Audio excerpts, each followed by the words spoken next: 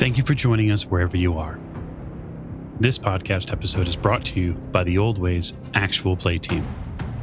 This actual play uses the 7th edition Call of Cthulhu tabletop role-playing game rules by Chaosium. This actual play is performed by adults and in an adult setting.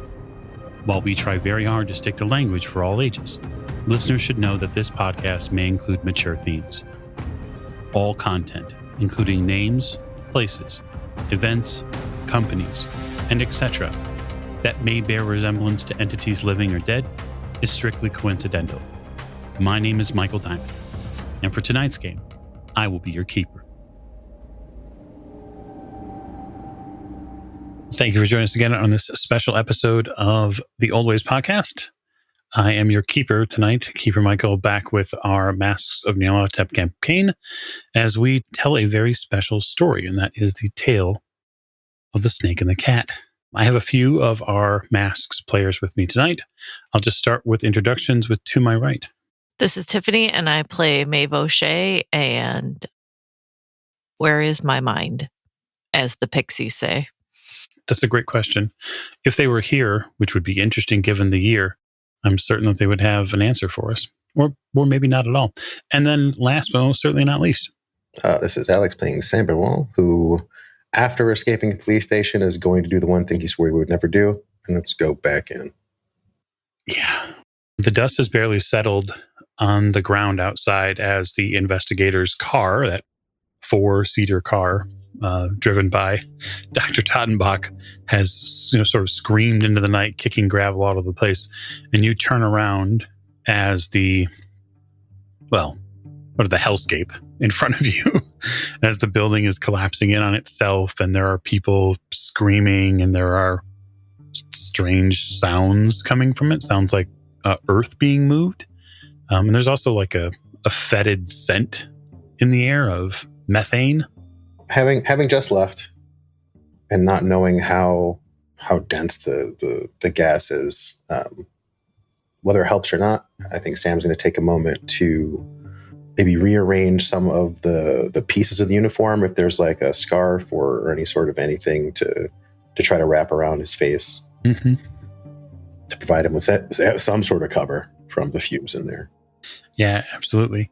So you do your best to wrap up. You don't really find any water, which might help, but you've got something covering yourself. Yeah, you head back in. I'll keep an eye on, because I know that there's still fighting between the mobs and the police here. Mm-hmm. So my goal is to come in here and find Meave. I know where they were, but then the world kind of cracked. So I need to find a new route. So basically I'll take the left when I took the right last time and try to work my way back around to where they were without going through the annihilated portion of the police station. Yeah, that portion seems to have grown. So I think the thing that you have to contend with here is, as you go back to the left side, not only are there pieces of wall missing, pieces of floor missing, it looks like a great thing came through here and scooped up whatever was there. It's like imagine an enormous hand digging into the sand and wiping things clean. Clean being, of course, a relative term here. The material is just erased. Like, there's no debris. There's just an absence of debris. Yes. Well, that's troubling. That debris also includes an absence of bodies. Oh. Well, it'll make Star's job after this easier if they bring any bodies to it. I suppose that's true, yes.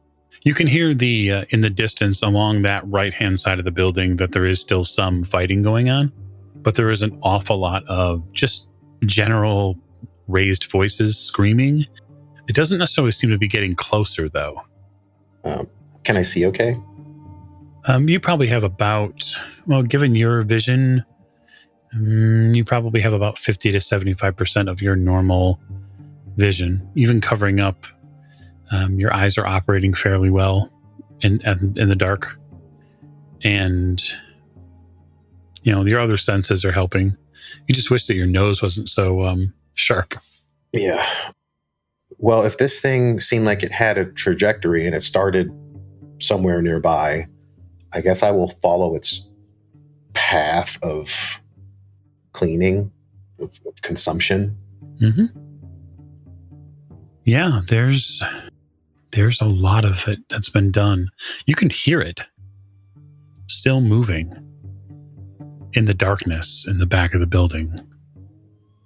It's promising. For you, Maeve, in your position in that room, sort of still, your voice is continuing to echo and resonate in this room. The song hasn't stopped for you.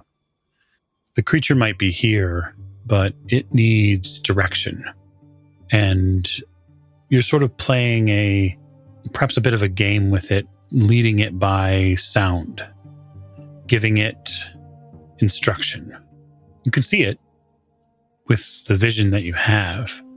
You watch it go through this place like an eraser as it gobbles up all sorts of things. You can even see the heat within the creature as it takes them, because your sight is strong enough to pierce the side of its flesh.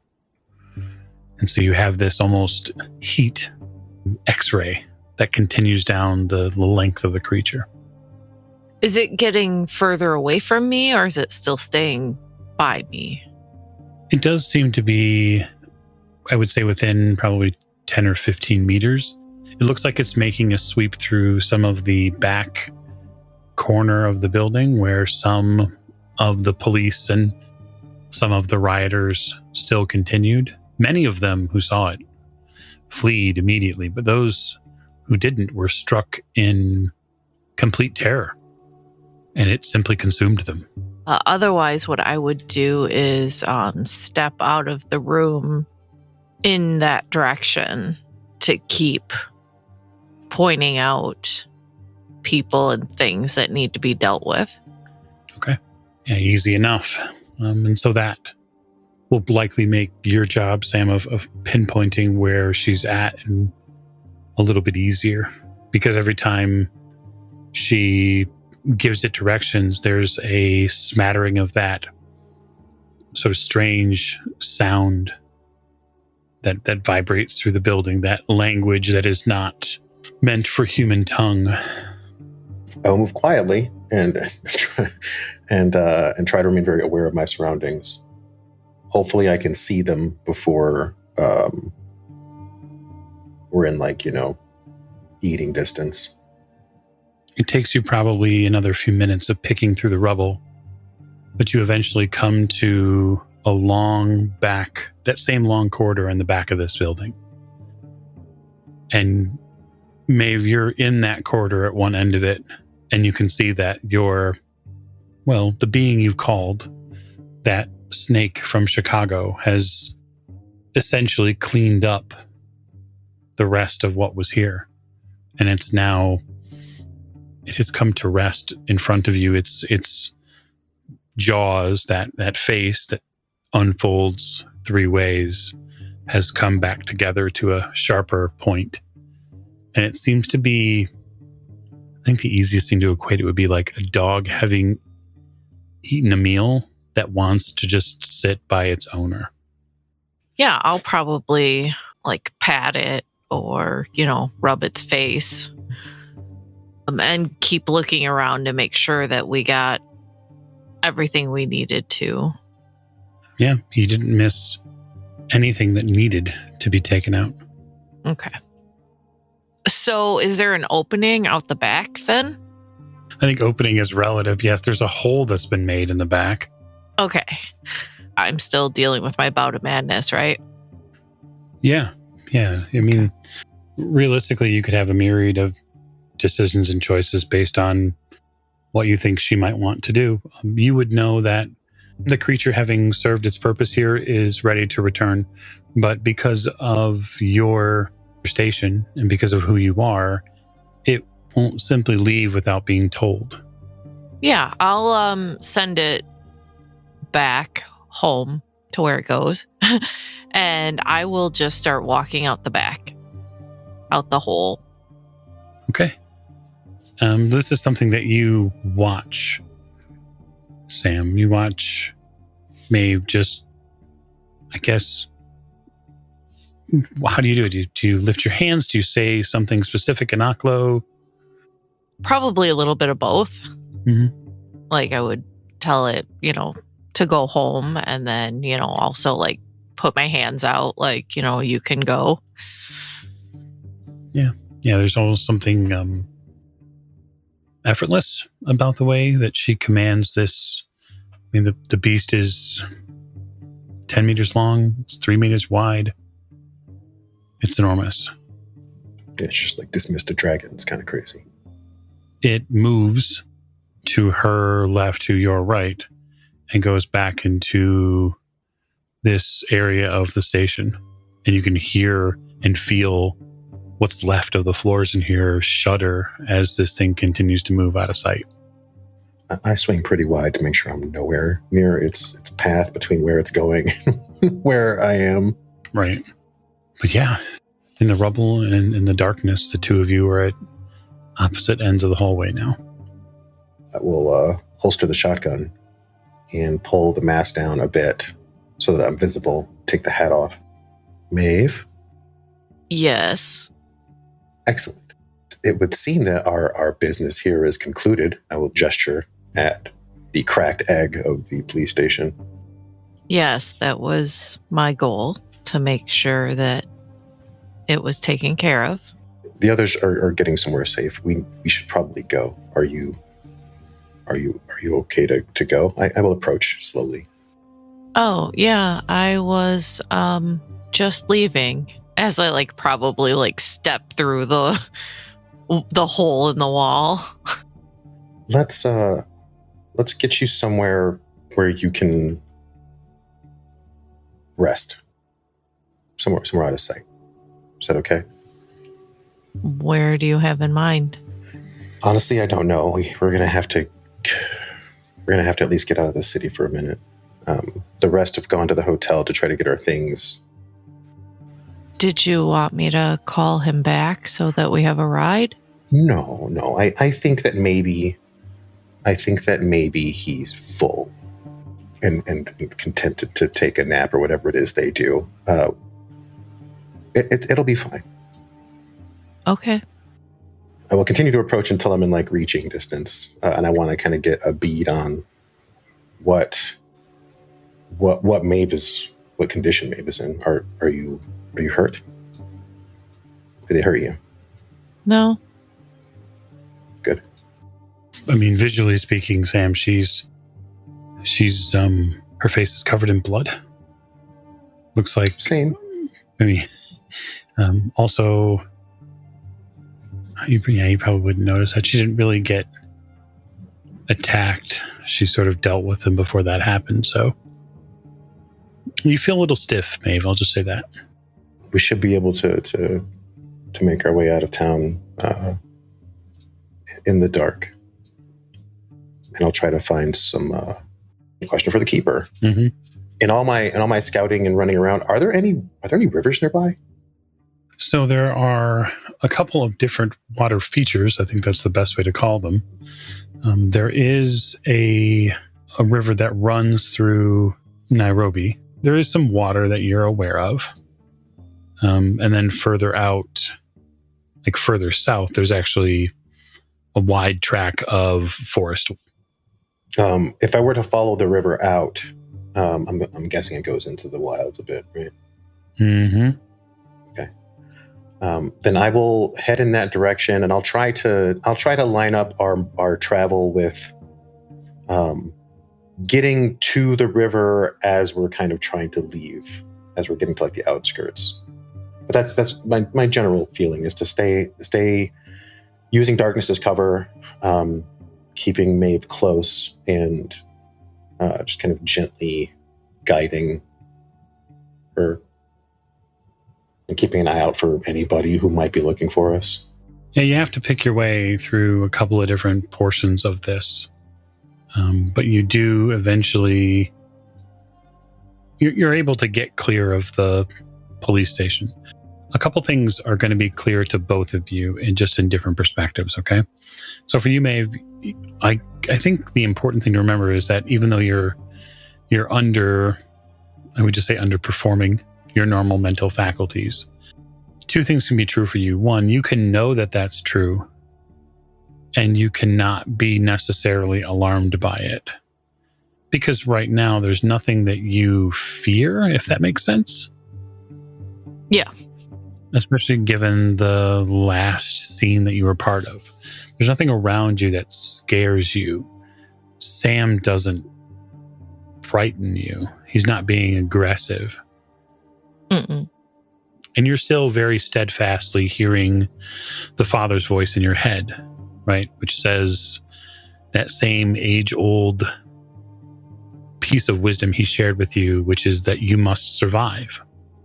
For you, Sam, guiding her is about as close to you. It's about as close as you can do at this point. You do have to sort of do a couple of course corrections, because it's clear to you that Maeve's not necessarily trying to hide herself. And you're simply thankful for the cover of night, because you can see, even when there are lights around, a lot of the portions of her face which are unhidden clearly have less than human features about them. So I think I'll also, on the way out, I'll be sure to maybe hop a fence or two and abscond with some pieces of clothing that might be stuck to clotheslines for laundry. It's whatever I can grab. Can't be too picky, but I'll get enough for both of us. It's going to be a mix and match parade for you. We can't always get away with the cool outfits. We got to stalk police officers for those and then take it while they're sleeping. You find a piece of land to head to. You follow the river as best you can. It does dry up after a little while. But in the southern portion, beyond the railroads, beyond the industry area, you find a field, and then eventually woods and a glen. And you find this little tucked away area. You're fairly certain that others are aware of it. Others have been here. There's signs of that for you, Sam. There's portions where you can tell just by being a tracker that other people have been here. But you also find in this same space that there is flowing water here. It's muddy, but it's a river of sort, or a creek. Well, I'll take in the glen and kind of the peace and quiet that goes with it. I've exhaustively dropped whatever I'm carrying, unhitch the like the holster and all of the things that hold this uniform together. I just want to breathe. Mm-hmm. So kind of scramble out of the clothing. You start hearing rushing water. You hear water hitting rocks. Maeve, do you hear that? It sounds like a waterfall. Might be. It's cold. It probably will be. I'll gather the things and kind of head in that direction, see what I can see. Okay.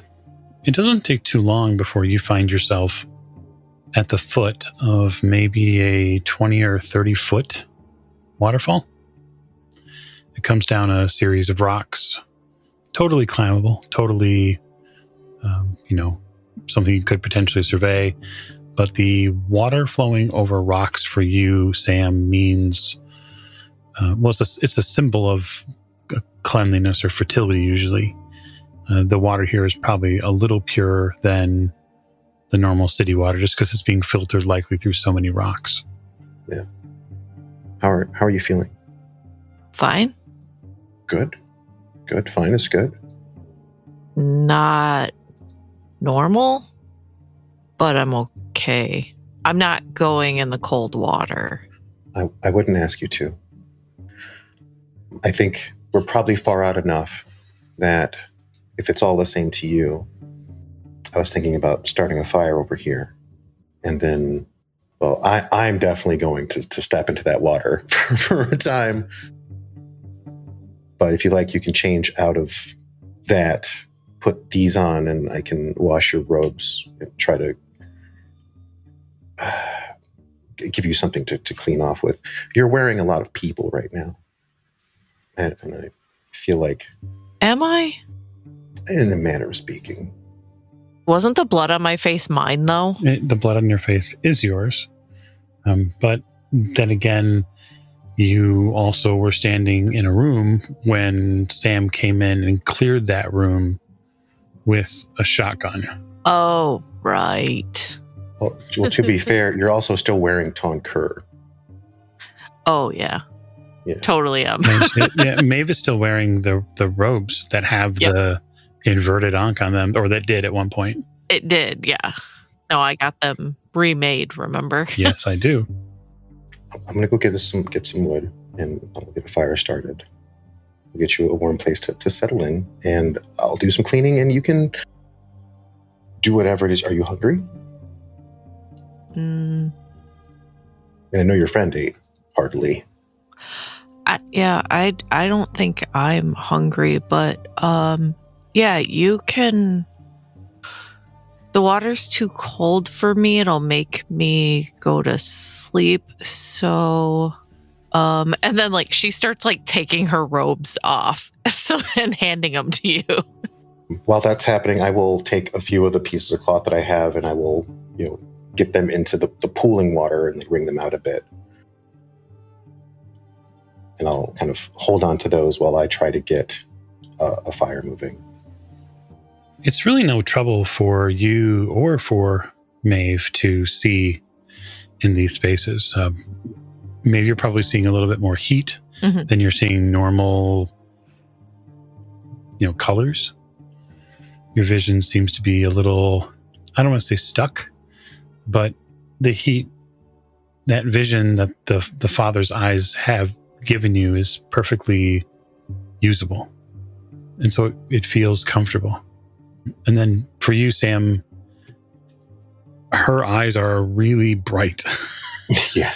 Just in the darkness here, they're two glowing orbs. They're not torchlight by any means, but she's not going to be like, sitting on the hood of a car in time. I've seen what happens to people that look into those things, so I'm just going to, I avert politely. Yeah, I start a fire. I have plenty of material for setting fires. This should be hard. Mm-hmm. Yeah, now that is probably something Maeve can appreciate is the fire. Yeah, probably just move over to the fire. I don't even know if she looked around to find other clothes, if she's just... I leave that choice to the player. She probably hasn't paid attention to clothes, to be honest. She handed him the robes and probably walked away to the fire. Because she probably doesn't care. So that means that Sam will probably see something that basically nobody but the doctor has seen. And that is the extent on the upper and lower torso as to which has been covered by scales. And it's essentially from the collarbone area down around the breasts and then down her stomach now and onto the tops of her thighs. And then any look at her back gives you, a significant similar amount of scale work. And it's not patchy or in specific areas. This is like a fine mailed armor version of the scales. And coloring, it looks an awful lot like the same sort of brown and yellow gold scaling that you saw just back at the police station on something enormous. He takes a pretty deep breath, gets his faculties around him, and will go over to the fire with some of the clean garments and some of the wet garments. Mm-hmm. How gory is Maeve? I would say fairly. Her face, when you bleed from the eyes and you are also ground zero at two enormous shotgun blasts, like there's bits in her hair and in her eyebrows, but the majority of her body actually didn't. I mean, the robe absorbed all of that. So, well, see, knowing this now that I'm kind of witnessing all the gore, I'll go ahead and dig into my basically my costume prepping stuff as well, and I'll get out a brush and like a comb and some other implements. And I will sit next to Maeve. We'll kind of like sit next to / in front of. And I will hold up the damp cloth, and I'll just kind of gesture. Do you mind? I don't know. I don't know if you feel it, but it's all over your face. Okay. She'll like wipe off her face. Yeah, this is probably very similarly made, just something that you don't, there's not a whole lot of care for you. Like it doesn't matter. It's not that you don't feel it. It's really down deep on the inside.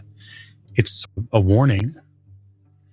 And you don't mind that type of warning because people need to be aware that you're a predator. I think while she's doing that, I will take out a brush and kind of start teasing out the ends of bits that are stuck to her head. Okay. There's a noise from the thicket nearby, a collection of movement that happens near some of these trees and sort of the undergrowth of the forest. I'll take whichever garment I thought would probably suit her best and drape it over her shoulders and let her secure it as she sees fit. I'm gonna go check on that, okay? Okay. I'll look. Is it something with a heat signature? No, actually. Well, I will watch Sam. I stand up, half dressed, annoyed, shotgun in one hand, brush in the other. Walk over. You walk over into the brush and a wind rustles through these branches, these leaves and tall grasses. And as it does, you feel something curl around your chin and your ear. And it feels like sort of the playful whap from a cat's tail. It's nothing. It's nothing. I'll head back to the fire. Yeah, we're alone. As alone as two people can be, I guess. Well, I'm never alone. And it doesn't matter. Whatever it is, we will take care of. You're probably right. But for now, that fight is over. Kneel down and get like a good look at her face now that she's cleaned up a bit. Mm-hmm.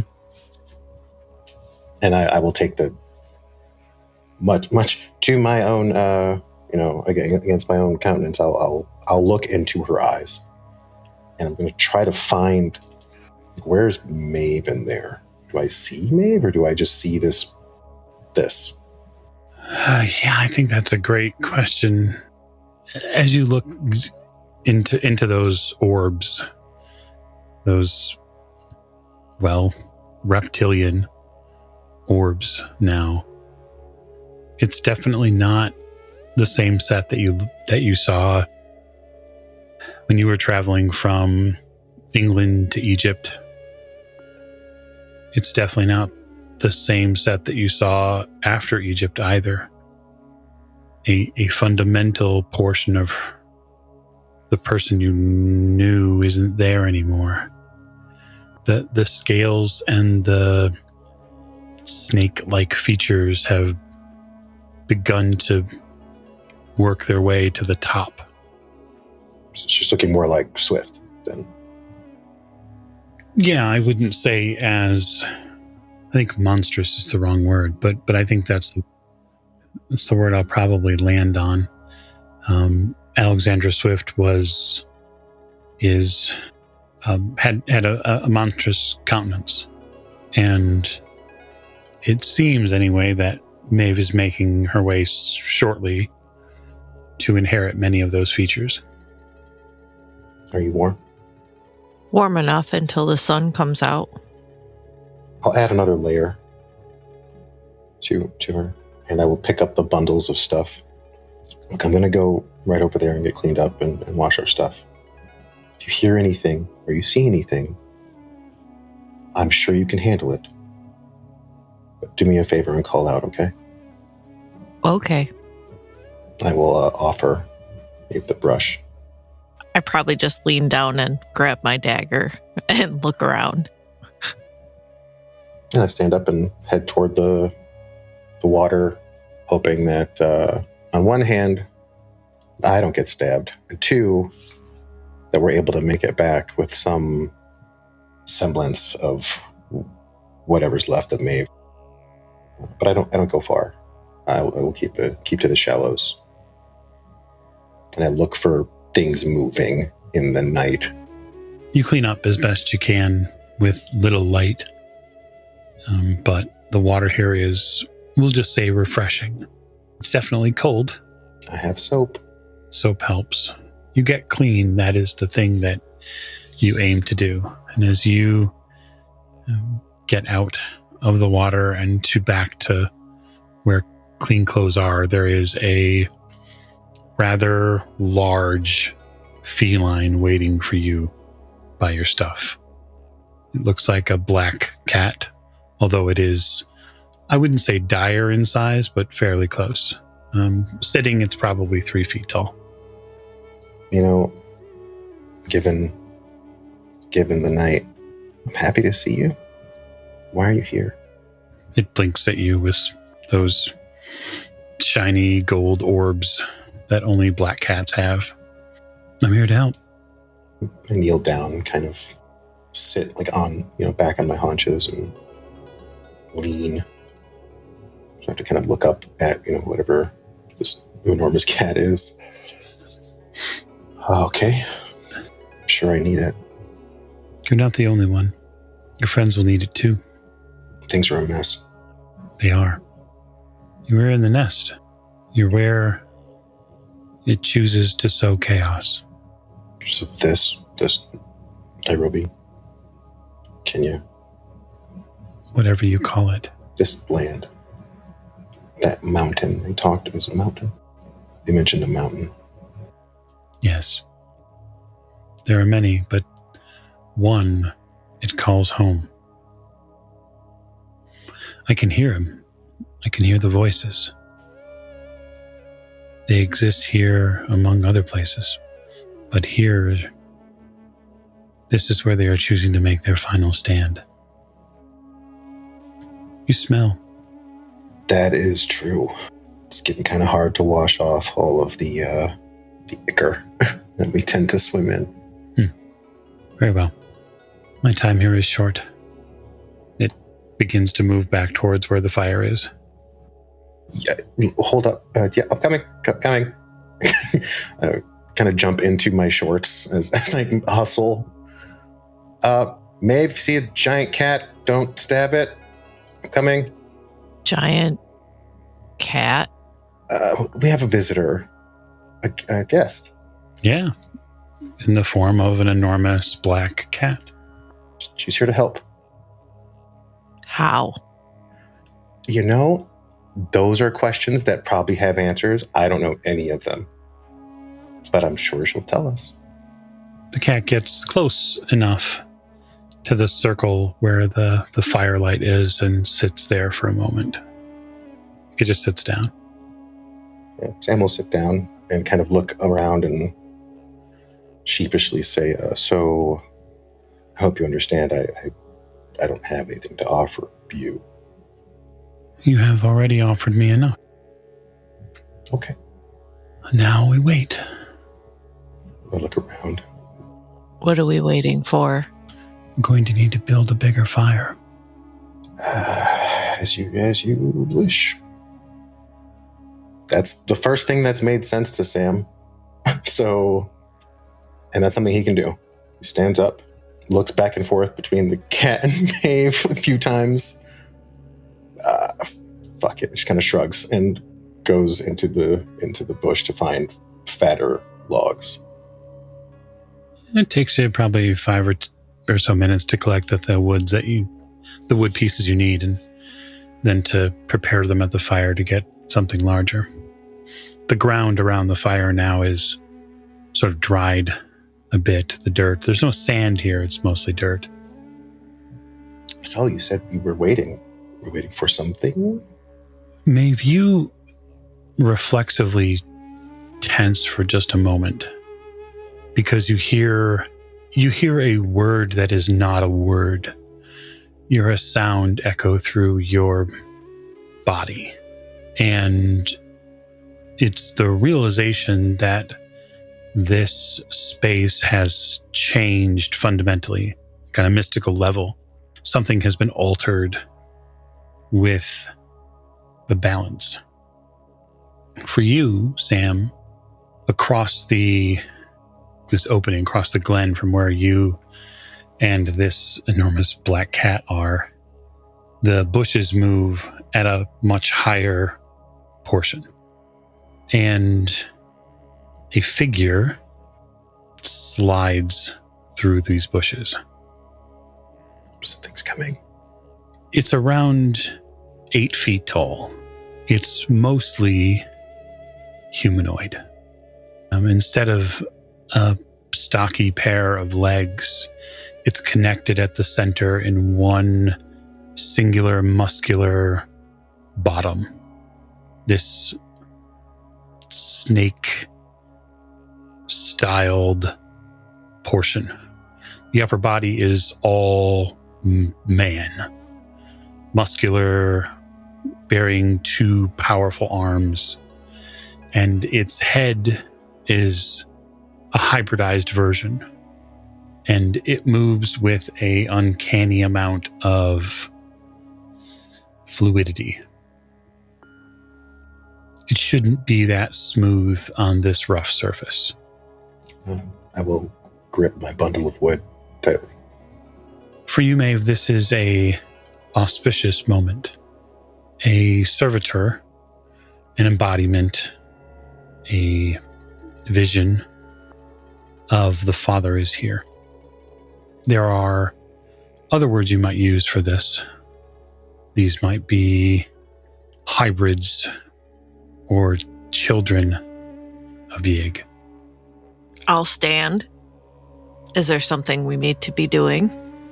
The cat replies, "We are here to make an agreement, an accord, a temporary one."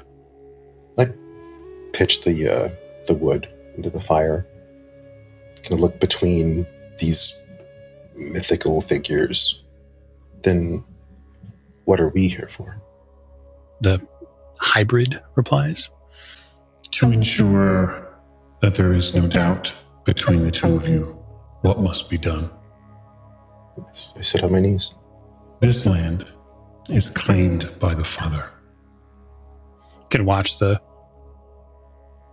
cat sort of move a little uneasy. No matter what past may claim, Africa has long been his. The cat replies, "But we are not here to argue this. This is an age-old argument between your father and I, one which will not be finished tonight. We're here to ensure that there is no taint left. And to do so, we are to charge the both of you with that cleansing. You are aware of the woman, Muertu, the shaman, the sorceress?" I've heard about some leader, some cult figurehead that these people are rallying around, but just rumors, really. Me? Yes, I'm aware of her. It is our understanding that she has also gone under this change. She is carrying something within her to ensure that the chaos is reborn. Mm-hmm. Stopping her is only the beginning. The ritual. Mm-hmm. The hybrid looks at you, Meave, and says, The Father can feel the taint in the land. It is bleeding into the roots of the world. I felt it outside the tea shop. The danger is great. The path must be found, the ritual stopped, and chaos's mouth be closed.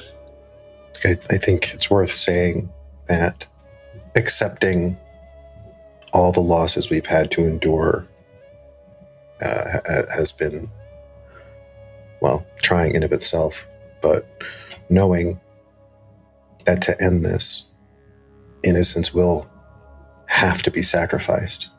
Are we sure there's no other way?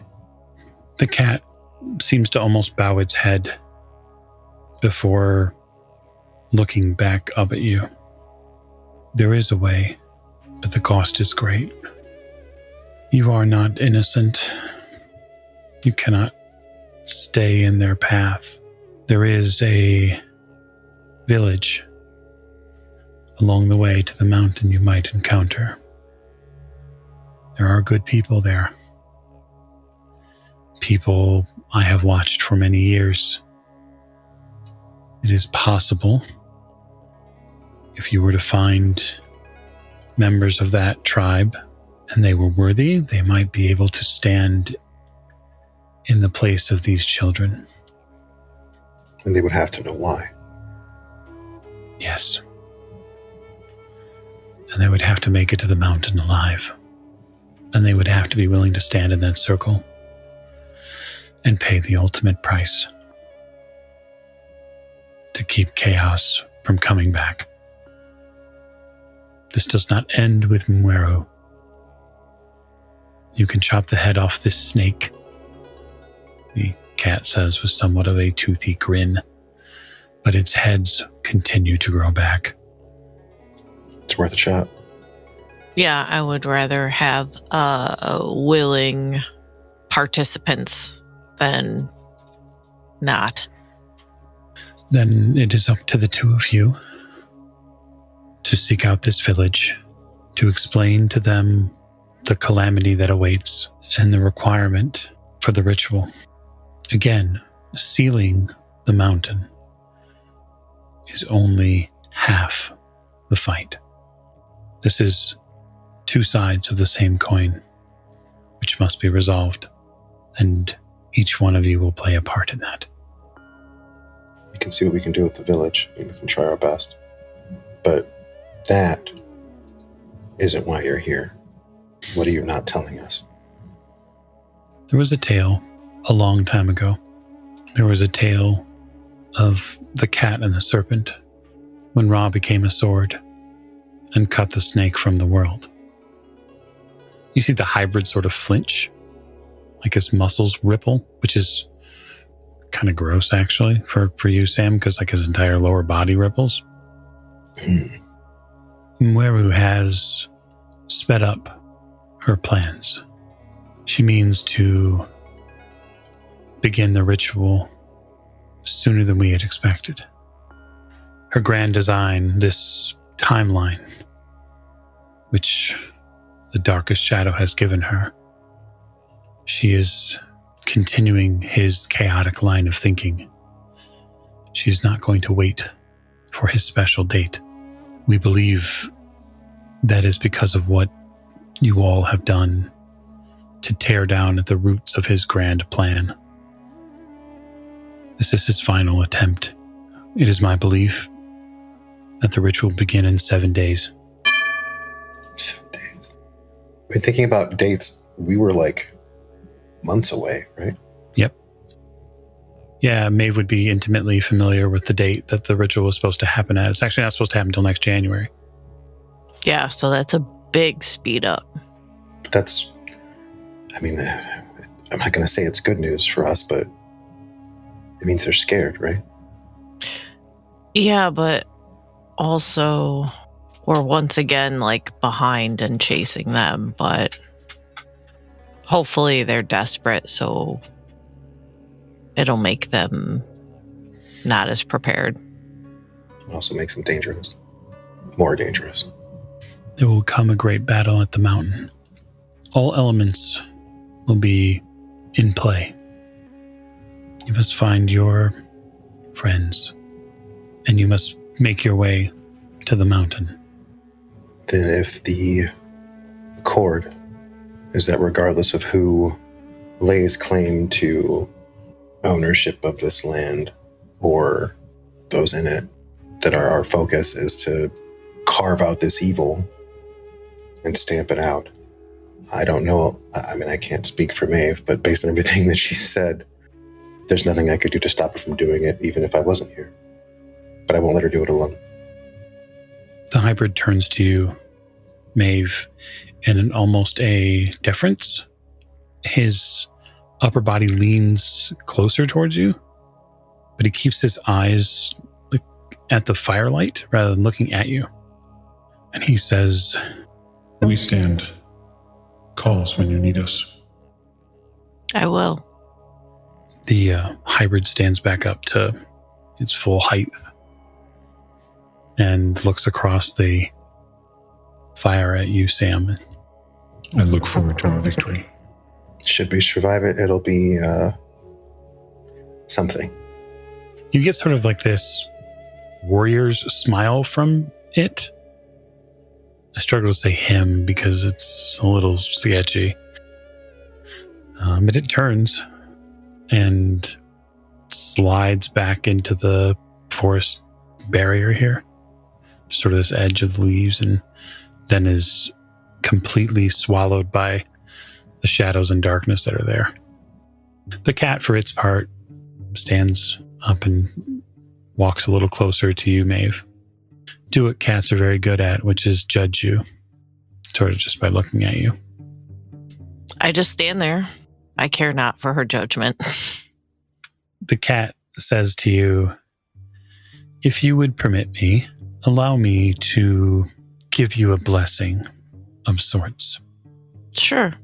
Have you ever harmed a cat? It narrows its eyes just a little bit. No, I don't sacrifice or harm anything for what I do. So you exclude yourself in that. Yeah, I don't count. Very well. The cat picks up its paw and licks it. And without even moving, you feel a wet cat tongue on your face, like on the center of your forehead. And it gives you this immediate sense of calm. You feel the sort of the tingling at the edges of your vision stop humming. There's a sense of relief and sort of a return to some sensibilities. You also get very tired very quickly. I'll probably sit down then. You sort of flop on the ground. You lose a little bit of muscle control and you flop on the ground, but you make it there without completely going ass over tea kettle. The cat turns back to you, Sam, and says, you know what to do. Wait until morning. This has to end one way or another. Of course. That is our hope. Trust that should I live to see it, I'll likely have to seek you out. I am never far. Thank you. When I say thank you, I look more to what she seems to have done for Maeve. Oh, don't thank me yet. It's kind of already out there. I'm sorry. Thank me after. The cat leaves as if it's got something else to do. Another plot, another plan. It dips into the shadows on the other side of the glen and leaves you and Maeve with a roaring fire. I wait until I'm sure that everything is gone. Yep. Takes a couple minutes to make sure that you're by yourself. I start breathing normally again. The fuck was that? Just happened here. Huh? As I'm like half awake. Right. Yeah, you wait around for a couple minutes to the coast is clear, and Maeve is like curled up with like the clothes that you gave her, and she's just half passed out. I will smile to myself and kind of tuck her in, get her close enough to the fire. I'm not too worried at this point. She's basically wrapped up in the bundle of everything that I acquired, and I will stay in my shorts. And I'm going to go find... It's too hot near this damn fire, okay? I'm going to go find a tree to prop myself up against. Mm-hmm. And I think I will take my gauntlets and just kind of put them on my knees and just sit with them and I think this would be a great time for me to do some mental exercises to calm myself. So now I know why she gave me that ritual. So yeah, I'm going to steel my mind for what is to come. I don't know what sort of practices the ritual specifically entails. I just know that it's very long. Okay. Like 4 hours of mental gymnastics. Empty mind. So we've had plenty of time to not. So I'm guessing that I have those 6 magic points at this point. Yeah, it costs 2d3 sanity, which I'll roll. And then you make caster spends 6 magic points, doubles the value of their POW against mental attack. The spell may be recast to resist more magical attacks. So it's instantaneous casting. So what I'm doing is the ritual to prepare myself for when I have to whip it out, basically. But, okay, I gotcha. So you can choose to do it. You can choose to do it in, like as a reflex, but it's harder. If you have it prepared, then you don't have to do like the int roll to bring up your defenses. Right. You're just kind of always steady. Okay. You'll be in a tree for 4 hours. Maeve will be baking like a burrito for 4 hours. Or something to the effect. Yeah. Just so that we know what the cost is. 1. Excellent. I think it's a fantastic time to end.